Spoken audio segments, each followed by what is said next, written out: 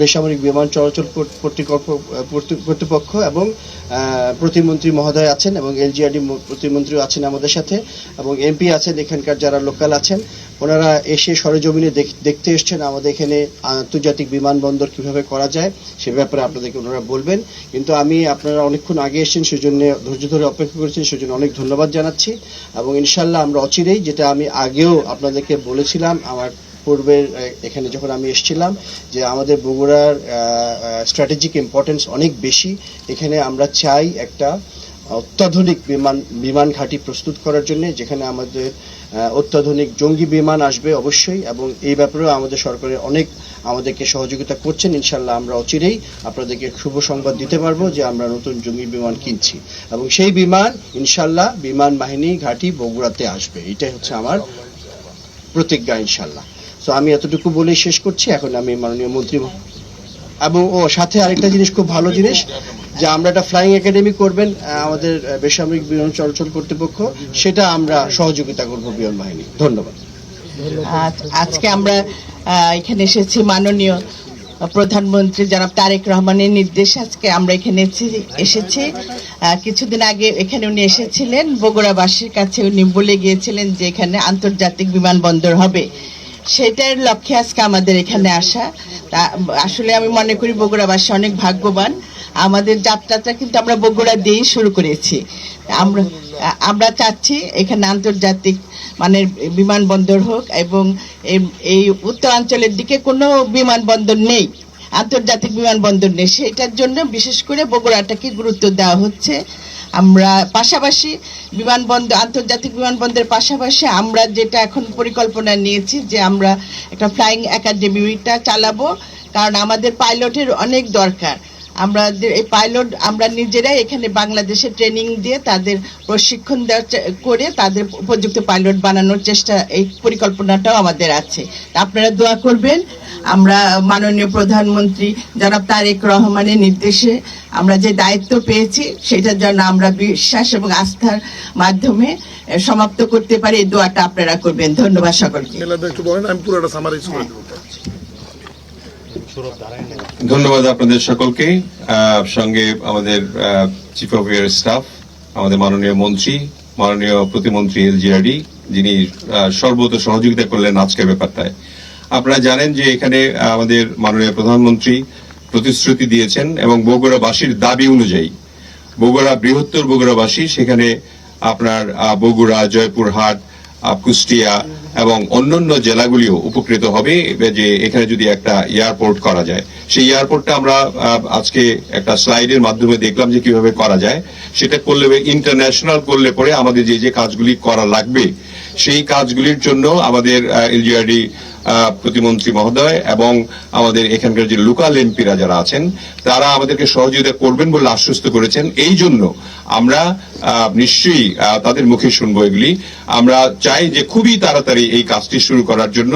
আমরা কোনো লেংদি প্রসেসে যাব না, যেহেতু এখানে ফ্লাইং ইনস্টিটিউটও হচ্ছে একটা ফ্লাইং একাডেমি, যেটা মাননীয় মন্ত্রী বললেন, এবং আমাদের মাননীয় যে চিফ অফ স্টাফ তিনি তো এখানে একটা বেসও করবেন, যেখানে বেস প্লাস আমাদের বেসামরিক বিমান চলাচলের জন্য একটা বিমানবন্দর প্রতিষ্ঠিত হবে। এই কথাটি আপনাদের আজকে বলতে পারি। ধন্যবাদ সকলকে। মাননীয় বিমান এবং পর্যটন মন্ত্রী আফরোজা খানম রীতা, মাননীয় প্রতিমন্ত্রী বিমান ও পর্যটন মন্ত্রণালয় রশিদুজ্জামান মিল্লাত এমপি, বিমান বাহিনী প্রধান সদরের মাননীয় সংসদ সদস্য রেজাউল করিম বাদশাহ, কালু নন্দীগ্রামের সংসদ সদস্য মোশাররফ হোসেন, বিমান ও পর্যটন মন্ত্রণালয়ের সম্মানিত সচিব মহোদয় এখানে উপস্থিত আছেন, সিভিল এভিয়েশনের চেয়ারম্যান এখানে উপস্থিত আছেন, বগুড়া জেলা পরিষদের প্রশাসক উপস্থিত আছেন, এবং সামরিক এবং বেসামরিক কর্মকর্তা এবং প্রিয় সাংবাদিক ভাইয়েরা, আসসালামু আলাইকুম। বিমান বাহিনী প্রধান তার প্রার্থী বলেছেন, বিমানমন্ত্রী বলেছেন, প্রতিমন্ত্রী বলেছেন। আমি পুরো বিষয়টা আপনাদের কাছে একটু সামারাইজ করছি আপনাদের পত্রিকায় নিউজটা করবার জন্য।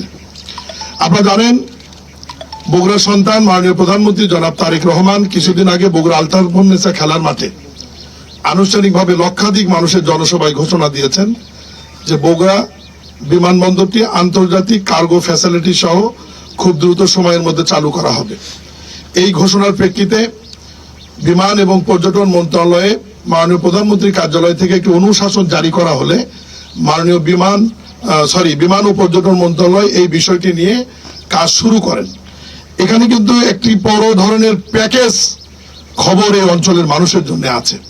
প্রথম হচ্ছে যে বর্তমান যে জায়গাটি, এটি বিমান বাহিনী তাদের ট্রেনিং স্কুল হিসেবে ব্যবহার করছে, কিন্তু বিমান বাহিনী প্রধান ইতিমধ্যেই ঘোষণা দিয়েছেন বা বলেছেন যে এটি ইতিমধ্যেই উত্তর অঞ্চলের মধ্যে রংপুর এবং রাজশাহী বিভাগ মিলে প্রথম বিমান বাহিনীর বিমান ঘাঁটিতে ইতিমধ্যেই রূপান্তরিত হয়েছে এবং এর অনুমোদন হয়েছে।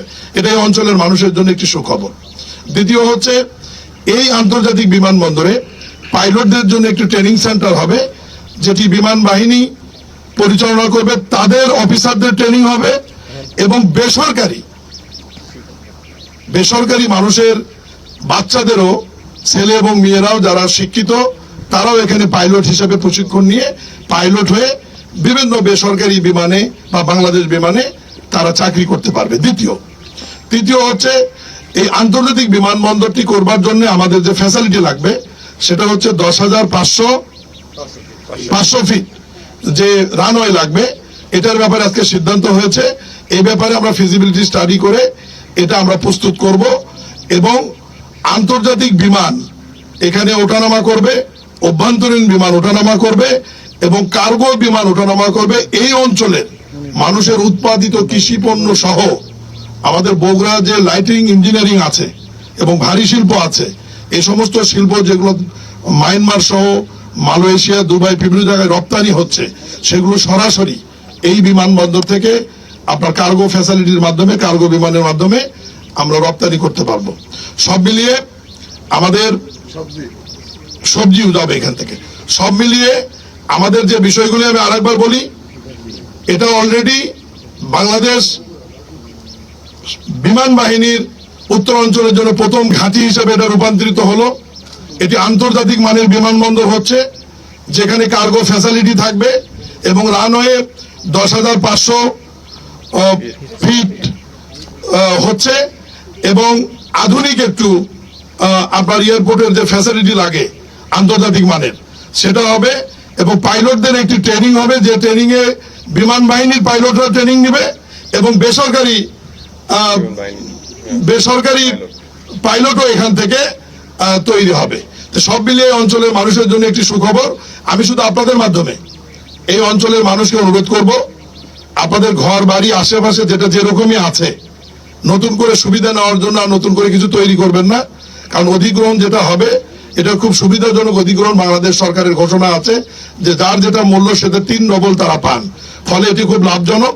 আপনারা আমাদেরকে সহায়তা করবেন, স্কুলের সমস্যা আমরা সমাধান করে দেব এবং এই বিমান ঘাঁটিতে বিমান বাহিনীর পক্ষ থেকে আন্তর্জাতিক মানের কয়েকটি শিক্ষা প্রতিষ্ঠানও তারা তৈরি করবে বেসামরিক পাবলিকের জন্য এবং সামরিক অফিসারদের জন্য। তো সব মিলিয়ে আজকে বগুড়াবাসীর জন্য এবং উত্তরাঞ্চলবাসীর জন্য আমি এটা মনে করি সুসংবাদ। আর আমি বগুড়াবাসীর পক্ষ থেকে এবং মাননীয় প্রধানমন্ত্রীর পক্ষ থেকে বিমানমন্ত্রী, প্রতিমন্ত্রী, বিমান বাহিনীর প্রধান, সিভিল এভিয়েশন চেয়ারম্যান, বিমান ও পর্যটন সচিব সহ যারা ঢাকা থেকে এসছেন তাদের প্রতি আন্তরিকভাবে কৃতজ্ঞতা এবং ধন্যবাদ জানাই যে আপনারা উচ্চ পর্যায়ে টিম নিয়ে এসছেন মাননীয় প্রধানমন্ত্রীর প্রতিশ্রুতি বাস্তবায়ন করার জন্য। আমি ধন্যবাদ এবং কৃতজ্ঞতা জানাই মাননীয় সংসদ সদস্য 2 জনকে এবং সামরিক এবং বেসরকারি কর্মকর্তাদেরকে এবং আপনাদের কাছে দুঃখ প্রকাশ করছি, আপনারা অনেকক্ষণ থেকে অপেক্ষা করছেন। বিধিবিধানের কারণে হয়তো আপনাদেরকে আমরা সরাসরি সব জায়গায় আপনাদেরকে নিতে পারিনি। যে পর্যন্ত আপনাদের এক্সেস আছে, আমার মনে হয় যে আমাদের মাননীয় মন্ত্রীর বক্তব্য, বিমান বাহিনী প্রধানের বক্তব্য, প্রতিমন্ত্রীর বক্তব্য আপনারা সুন্দর করে উত্তরাঞ্চলের মানুষ ও দেশ ও জাতির কাছে পৌঁছে দেবেন, এইটুকু আশা করে আমি খুব দ্রুত সময়ের মধ্যে মহান আল্লাহ যেন মাননীয় প্রধানমন্ত্রীর যে প্রতিশ্রুতি, বগুড়া বিমান ঘাঁটি, বগুড়া আন্তর্জাতিক বিমান কার্গো সুবিধা সহ এবং পাইলটদের সামরিক এবং সামরিক পাইলটদের ট্রেনিং সেন্টার যাতে খুব দ্রুত আলোর মুখ দেখতে পারে, এ ব্যাপারে সবার দোয়া আছে। আমার কথা শেষ করছি। আসসালামু আলাইকুম। আমার মনে হয় প্রশ্ন থাকার কথা না। আমি বলি আপনাদের, আপনারা বিয়ের কথাবার্তার মধ্যেই চলে গেছেন যে কথাবার্তা তো ফাইনাল হয়নি, বিয়েটা ঠিক হোক, প্রাথমিক তারপরে কাবিন নামার কত টাকা লাগবে না লাগবে ওটা রেকর্ড, এটা রেকর্ড অফ দ্য রেকর্ডে এটা দেখেন ভাই আপনারা। ধন্যবাদ আপনাদের। কিছু প্রশ্ন ছিল, আমরা পরে বলবো। মাননীয় মন্ত্রী একটু